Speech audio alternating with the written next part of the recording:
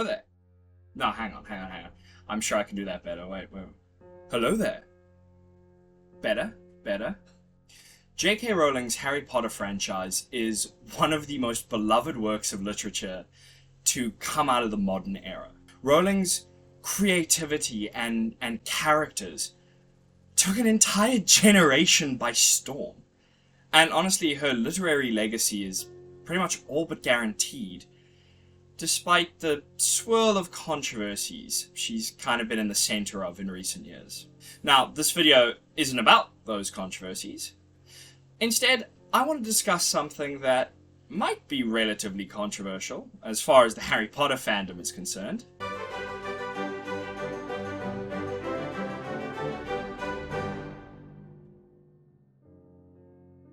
Okay, not that controversial, I guess. But I still think it's something that the Harry Potter fandom has kind of allowed to just fester in the background and turn into what I at least consider to be somewhat of a warped take on quite a beloved character. And that is the idea that Severus Snape, the potions master at Hogwarts School of Witchcraft and Wizardry, is a good man. Because he really isn't. Now, that's not to say that Snape isn't a phenomenally written character with just such a fascinating redemption arc. I just think that in recent years especially, the fandom has kind of rallied behind Snape as a victim who did maybe more good than he really did in his life. And kind of as a consequence of this is that James Potter has actually been vilified and smeared as just this arrogant bully with little to no redeeming qualities, neither of which are really true. And to be completely honest, I think a lot of the blame falls on Alan Rickman's portrayal of Snape in the Harry Potter movies. So, let's dive into why Snape isn't as morally good as the fandom seems to think, and how I believe Alan Rickman helped mold the sympathy for the devil. Okay, look, devil might be a bit harsh here, but still, Snape is not the great guy the fandom makes him out to be. I mean, from here on out, there's going to be heavy spoilers for the Harry Potter books and movies, so if you haven't read the books or watched the movies, where have you been? Now, when discussing Snape as a character, I think it's important to kind of start at the end with the final revelations we get about him in Deathly Hallows. So, as a refresher, the Battle of Hogwarts is busy raging. Voldemort kind of summons Snape to him and then kills him, thinking that, he'll finally gain mastery of the Elder Wand. And Harry is kind of able to go to Snape in his dying moments and receive a vial of Snape's memories. The Prince's Tale is one of the most pivotal chapters in all of Harry Potter, as it just completely recontextualizes a character we've spent 7 books with, and shows us exactly where Snape's loyalties lie and why. It's an incredible chapter, and I think the fandom's response to the chapter has kind of been really surprising, at least for me. So, like, in The Prince's Tale, we basically learn about Snape and Lily's friendship, the unrequited love Snape had for her, the relationship Snape had with James Potter, and what ultimately led to Snape, basically, to borrow a turn of phrase, being Dumbledore's man through and through. It's honestly an incredible bit of writing that shows how, complexity can be given to even the most seemingly one-dimensional characters. With the right writing, of course. And look, maybe, one-dimensional is a bit harsh when talking about Snape, but I think it kind of illustrates the point. The biggest problem is that this chapter is often used as kind of justification for Snape's actions throughout the saga, when I really don't think it works that way, nor was it ever really the author's intention to do so. So we see in The Prince's Tale that Snape comes from, basically an abusive household, right? How abusive is never really revealed, nor is the type of abuse really specified. But we can kind of see at the very least that Snape's father is verbally and emotionally abusive to his son, and that, you know, his mother doesn't really seem to protect Snape from it at all. And, you know, this can really kind of be seen in his eagerness to get to Hogwarts and just away from his father. And I mean, immediately, this just draws parallels to both Harry and Voldemort. But, you know, where the latter two are literal orphans, you know, just kind of in search of a safe place to call home. Snape is a bit more of a metaphorical orphan, but still searching for the same things. Now, during his time at Hogwarts, Snape strikes up a rather vicious rivalry with James Potter and his friends, which I will get into later. And he, like, kind of maintains his friendship with Lily Evans, at least up until his 5th year, where he hurls what is essentially a wizarding slur at her after being kind of bullied and humiliated by James Potter. And the scene in The Prince's Tale, where he goes to apologize to Lily, is kind of telling, and I think gives a lot of context to how Snape spent his time at Hogwarts. You know, context that's largely ignored by the fandom in favor of kind of painting Snape in a more favorable light. See, it's during Snape's apology he tries to tell Lily that calling her a mudblood was, you know, it was an accident, and that he never would have called her that normally. But it's Lily's counter-argument that really kind of shows where Snape is in life, and really where his core values lie, as she points out that he calls everyone of her birth status a mudblood. Why should she be any different? Now, we as an audience understand exactly why she's different to Snape. He loves her. But that's a hypocritical mindset at best, and kind of manipulative at worst. He doesn't have an answer for Lily, because as much as he's trying to say that, you know, she's different because he has feelings for her, that's still not good enough.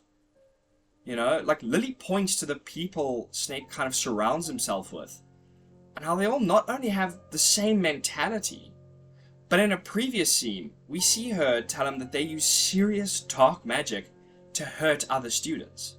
And while Snape tries to just brush this off as, you know, the exact same as James Potter, he's deflecting. And Lily can see that. She points out that all of Snape's friends want to graduate Hogwarts and join Voldemort's army, and that Snape does as well. Lily draws a line in the sand and basically says she can't be friends with someone like that, and leaves. So, when we kind of break this all down and analyze a little bit, we get a picture of a young teenager from just an abusive home, who went through his high school being bullied and surrounded himself with kind of extremists who helped him, like, feel powerful. They gave him a platform with which he could look down on others and an ideology to just attach himself to. Despite the fact that, as a half-blood himself, he doesn't exactly meet the descriptions of their ideologies, you know? I mean, this is not exactly a good picture. But I'll be the first person to tell you that who you are is not set in stone. You can make better choices and be a better person tomorrow than you were today. And I mean, you know, Snape was also young, and it's a very real fact that teenagers are idiots. I mean, I was. I'm not going to hold it against him. Except he then leaves Hogwarts and follows through on his teenage idiocy.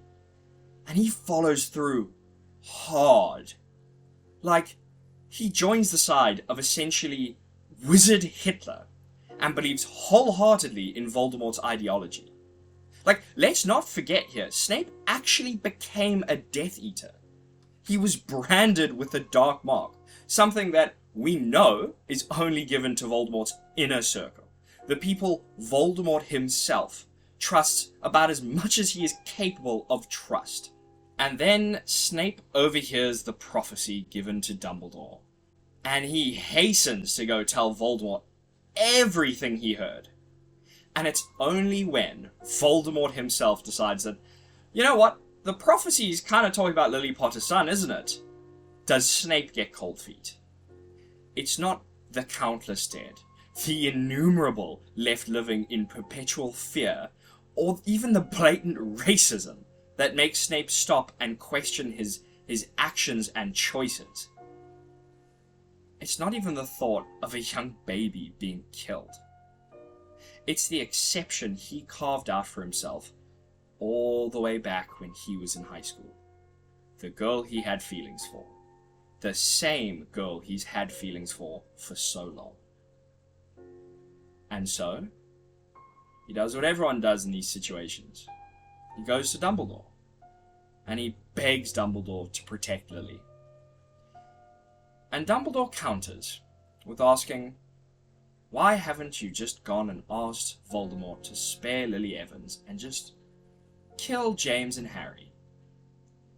And Snape answers that he already did, and Voldemort denied him. This is a despicable act that Dumbledore, for all of his many, many faults, and, his commitment to kind of politeness first, is completely justified in finding disgusting.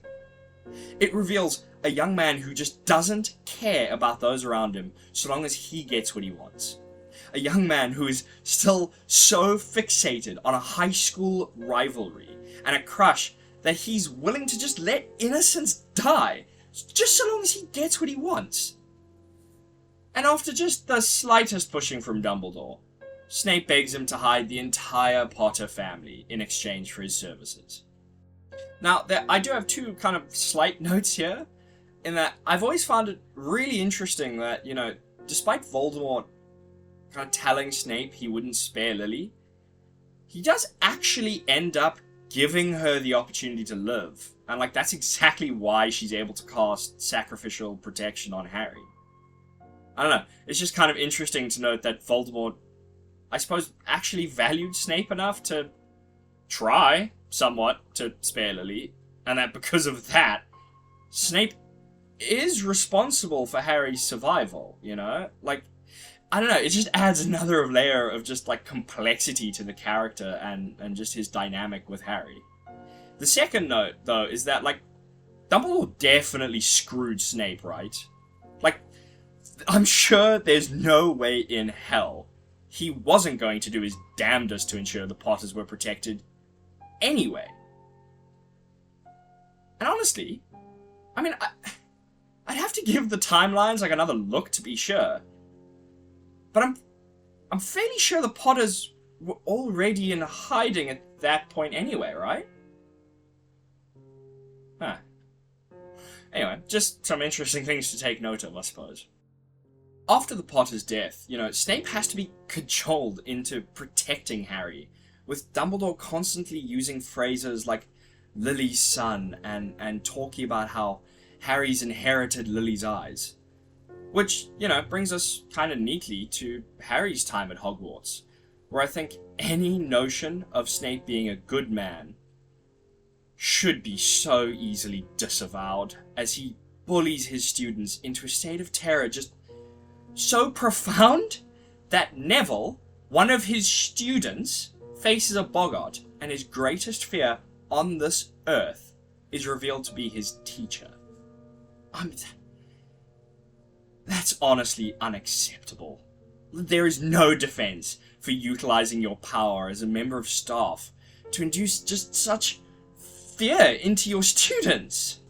And yet, people try to defend this by saying, well, Snape takes his anger out on Neville for Lily's death because Neville was the other candidate to be the child of prophecy. Guys, we need to accept this is a ridiculous argument on so many fronts. Because for one, we don't even know if Snape knew that Neville was another candidate. But, let's be fair here. Let's assume Voldemort or Dumbledore told him. Is it then justifiable to berate and bully your student for something they had absolutely no control over or knowledge?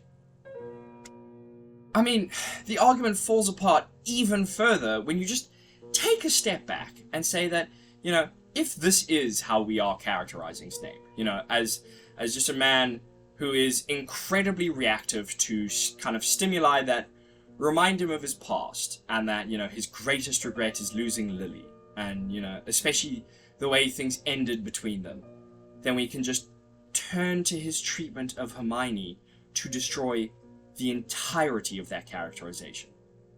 Because, for all intents and purposes, I mean, shouldn't Snape be reminded of Lily every single time he sees Hermione? I mean, both of them are Muggleborns. Both of them are incredibly bright witches with talent, drive, and just an unshakable moral code.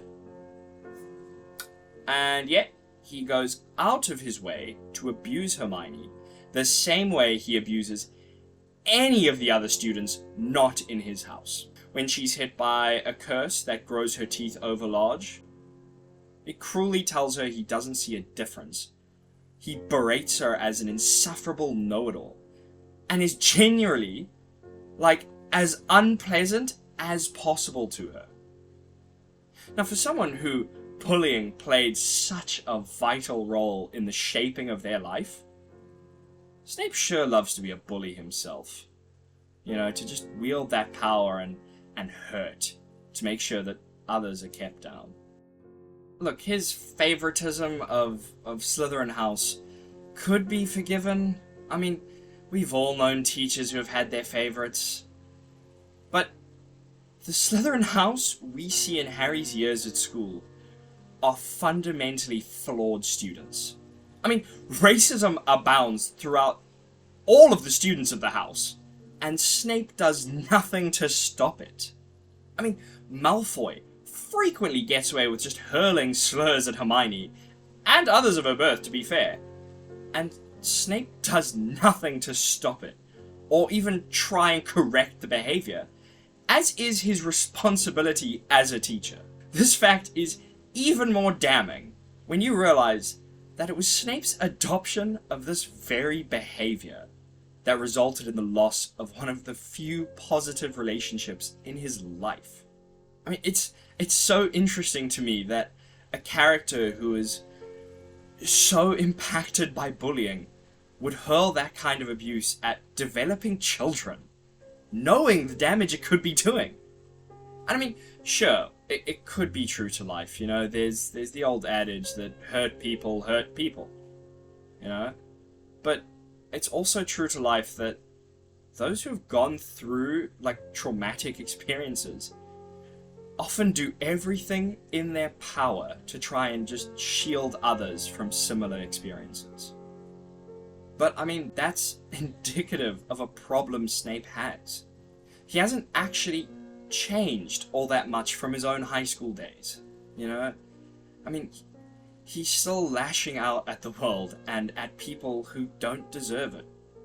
He uses just whatever he can to give himself a feeling of power over others, in just a vain quest to not feel powerless, you know? Highlighted by the fact that he's carrying on his high school rivalry with the son of his dead bully. A young boy who has nothing, who never did anything to Snape, and who Snape, more than anyone else, should sympathize and empathize with, as a man who's gone through the kind of abuse that Harry himself has. But speaking of Harry and Snape's transference of a decades-old grudge onto him, let's talk about Snape, James, and Harry's relationship, you know, and how these really pivotal relationships just expose Snape's pettiness for what it truly is. Now, throughout the Harry Potter books, we are told that James Potter was a good man, you know, a man to be admired and looked up to. Yet, in the Order of the Phoenix, during the chapter Snape's Worst Memory, right, both Harry and I suppose we, the audience, are forced to confront a rather uncomfortable truth. During his early teenage years, James Potter was a bully. Now, this revelation shatters Harry's perception of his father, and it sends him spiraling, you know, in what's ultimately kind of a turning point for both the novel and the series as a whole, you know? And honestly, since this moment, the fandom itself just turned on James Potter, and never really looked back. You know? Every bitter and caustic comment Snape had ever thrown at Harry about James now felt not only very possible, but, I mean, maybe even a little underplayed. It's a really humanizing moment for a character we just never really got to see. You know, James was flawed. But I feel that this has been blown way, way out of proportion. I mean, especially in recent years. And, you know, Harry himself just kind of goes and seeks reassurance from, you know, those who knew his father best to try and regain some semblance of normalcy and comfort that he used to when he thought of his father. And I mean, they all say the same thing. James used to be arrogant. He could absolutely be an arse. But he deflated his ego. You know, he kind of corrected his mistakes, and ultimately he died fighting against oppression. But not with Snape. And I think the conversation Harry has in Umbridge's fireplace with Sirius and Lupin is often either forgotten about or just taken out of context. See, Sirius and Lupin tell Harry that, you know, James became a better person. He stopped being so arrogant, and, you know, the changes he kind of already made became even more pronounced when he started dating Lily. They say that, you know, he stopped hexing people for fun or because they annoyed him. But when Harry asks if he stopped attacking Snape, they note that Snape was a special case, and that Snape never missed an opportunity to hex James when his back was turned, and that James was never going to take that lying down. And I mean, to be fair, who of us would? But I think it's this point that often kind of gets overlooked when people judge, you know, James and Snape. They were antagonistic towards each other in equal measure. And I mean, sure, you could say that, you know, constant bullying by James led Snape to, I don't know, lash out whenever he could. And, you know, that would be fair. But I can also very much see a scenario where James tries to ignore Snape, and Snape just won't let it go. And I mean, based on how Snape held a grudge against him for decades, that doesn't exactly feel unlikely. But the crucial thing is, we don't know. All we really do know is that, you know, these two were at each other's throats for pretty much the entirety of their high school career. And, you know, Dumbledore himself likens, you know, Snape and James's relationship to that of Harry and Malfoy. Yet, the fandom doesn't really condemn Harry as an irredeemable bully, and Malfoy as, you know, a misunderstood saint. Okay, well, fandom's pretty lenient to Malfoy. And I think it's, you know, important to point out that Malfoy got, like, 2/3 of a redemption arc as well. But, you know, the point still stands, I reckon. Regardless, you know, the fandom still holds James down as just this despicable bully with little or no redeeming qualities. But guess what? He put the work in to change, to be a better man. Like how I painted the picture of Snape to you earlier, you know, James was an idiotic teenager who had to do a lot of work on himself. Unlike Snape, though, he actually did the work and came out a better man. And then he died at the age of 21. So, you know, we really don't know what he was like in the final years of his life, or what he could have been. But we do know what Snape became. All of the anger and vitriol he felt for James, he transferred onto an innocent boy because that boy had the audacity to resemble Snape's high school bully. Snape goes out of his way to despise and belittle Harry as a petty revenge for the way Harry's father acted in high school. And man, I will remind you, Snape himself was at least partially complicit in, according to Sirius and Lupin. And sure, you know, you could say that I'm letting James off too lightly here. But I think it becomes apparent, at least throughout the text, that James changed and grew out of his high school persona because he recognized areas for improvement within himself. Snape never allowed himself to evolve because he never saw himself as in the wrong. You know, he let the world make his decisions for him rather than being an active force for change within his own life. James Potter had the privilege of growing and changing, while Snape never let himself evolve, you know. Instead, he allowed his hate to fester and grow until he became a man just lashing out at the world through his every action, his every snide remark to his students, and every moment where he failed to take the better path.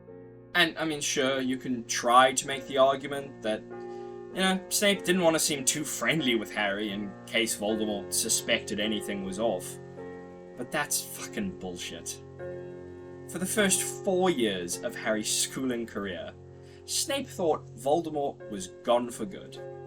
And you know what? Even if he didn't, wouldn't it make more sense for Voldemort's spy to get as close to Harry as possible?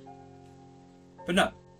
Snape did everything in his power to make sure Harry's life was hell at Hogwarts. So, if Snape was, you know, kind of such a despicable man, you know, just hung up on a high school crush, who used his position of authority to just bully his students into a state of abject terror, and never truly let go of his prejudices, why is he such a beloved character? Well, for one thing, like it or not, he died to save the wizarding world. And, you know, after he became a double agent, triple agent? Quadruple agent. I mean, after that, he did everything in his power to bring Voldemort down.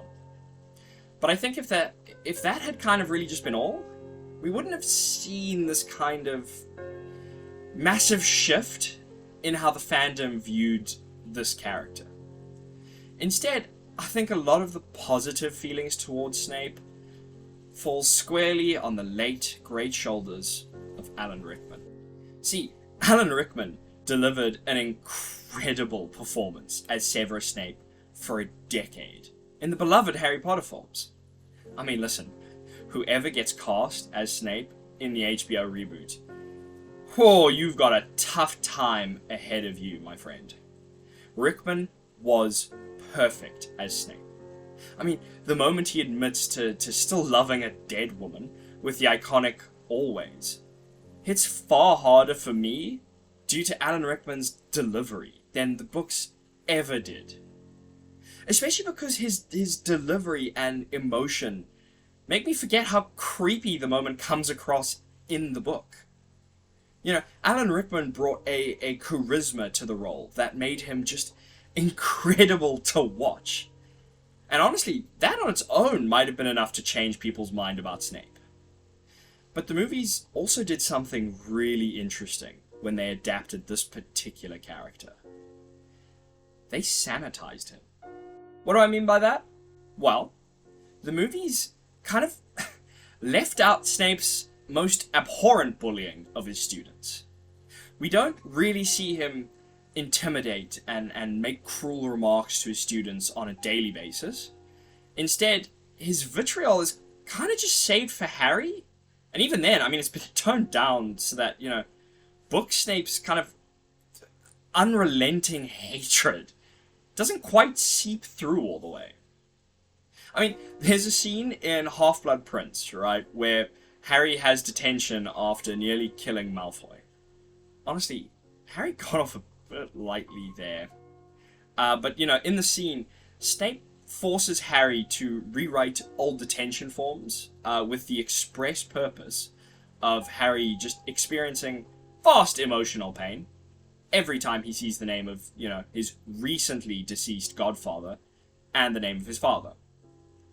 It is a cruel act by Snape that the movies leave out. And without seeing the rampant, just verbal and emotional abuse Snape hurls at his classes, you lose a lot of the edges of the character that really make him come off as so despicable. I mean, the blatant favoritism he shows his students from Slytherin are also, I mean, pretty much removed in their entirety.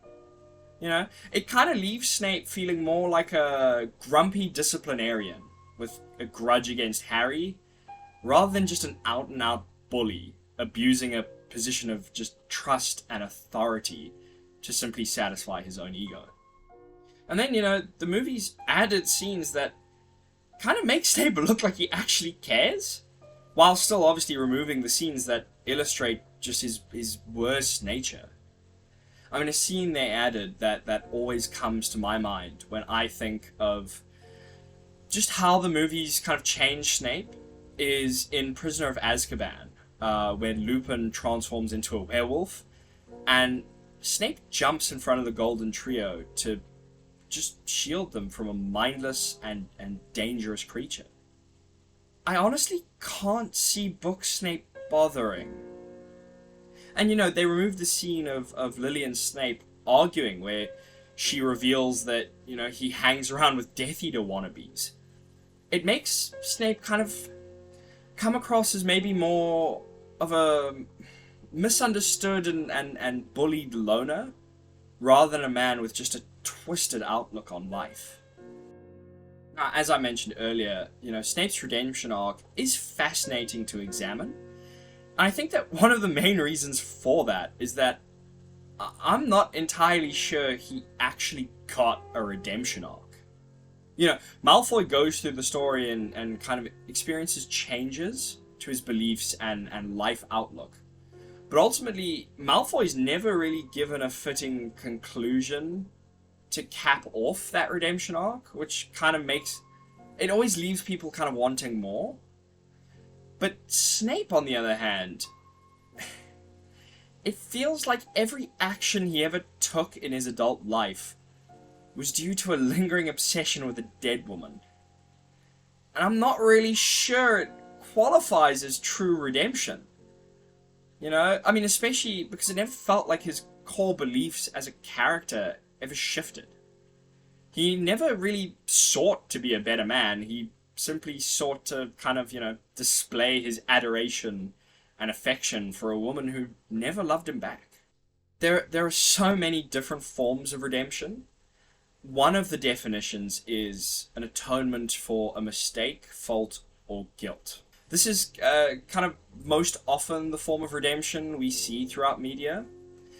And it's often said that in order for the process of redemption to start, you have to begin by kind of forgiving yourself and then those around you. And, you know, redemption doesn't have to be universal. If we look at, you know, the original trilogy of Star Wars, and more specifically the character of Darth Vader, we find a man who meets these criteria and finds true redemption. But importantly, he doesn't find redemption in the eyes of the galaxy at large. No, I mean, the galaxy as a whole still sees him as a monster. But he finds that redemption in his son. You know, a son who watches him acknowledge his mistakes, let go of his hatred, and make the right choice for the right reasons. Now apply this to Snape. I don't think he ever truly finds any sort of redemption. Snape never acknowledges his mistakes because he believes the world around him is at fault. He never, in all his years, lets go of anger and hatred at the treatment he suffered at the hands of those around him. And while yes, he dies saving the wizarding world, he does it all in the name of a woman who saw the monster he was turning into and never looked back. Snape never got his redemption, and that's why he's such an excellent character. But from a moralistic viewpoint, he's not a good man. He didn't do what he did for a higher purpose, or because it was what he believed in. But he can't be evil either, because he stood up to oppression and died to make the world a better place. You know, ultimately, he wasn't a good or evil man. He was just a man. ultimately, Severus Snape is one of the most complex and morally great characters I've ever seen put to the page. I mean, he took risks to help save the wizarding world, got stuck working for two men simultaneously who really didn't seem to care much whether he lived or died, and yet he was also cruel and reprehensible towards his students. He held a grudge against just a young boy he should have been able to relate to, simply for the wrongs his father committed decades ago. And he never stopped loving a woman who never reciprocated his love. Snape is a character entirely stuck in his own past. And, while it makes for a beautifully written character, it does not justify all of his worst actions. And hey, even the author noted, before she lost her mind just a little,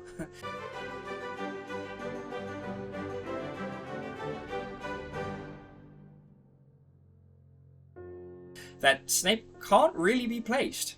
He wasn't all good, and he wasn't all bad. And, while it's okay to love the character and how he was written, I think it's high time the fandom looked in the mirror real carefully and realized that Snape can't be exonerated the way so many people have. And on that note, James Potter should not be vilified the way he has been either. Loving Snape as a character is fine, but let's stop pretending he was a misunderstood hero. He wasn't.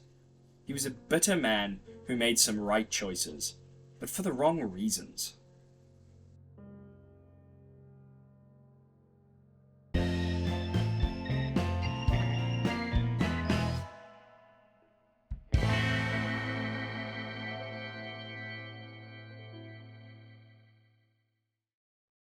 I'm really curious as to what the HBO series is going to look like, because God, so much of how I envision Harry Potter is just colored by the movies these days. To be fair, that could be quite an interesting video.